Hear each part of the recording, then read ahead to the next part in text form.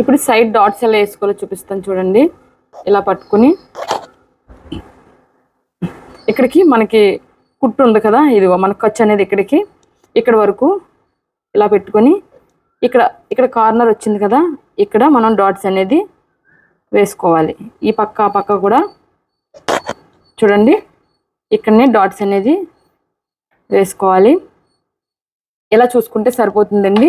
ఇప్పుడు డాట్ కోసం ఫస్ట్ మనం కదలకుండా ఉండాలంటే క్లాత్ని బట్టి కుట్టుకోవాలి. ఈ క్లాత్ అయితే జారిపోయే క్లాత్ కాబట్టి ఫస్ట్ కదలకుండా ఉండాలంటే ఇలా ఒక కుట్టు వేసుకోవాలండి. ఇలా కుట్టేసుకొని తర్వాత ఇటు కూడా ఒక కుట్టు అనేది వేసుకోవాలి.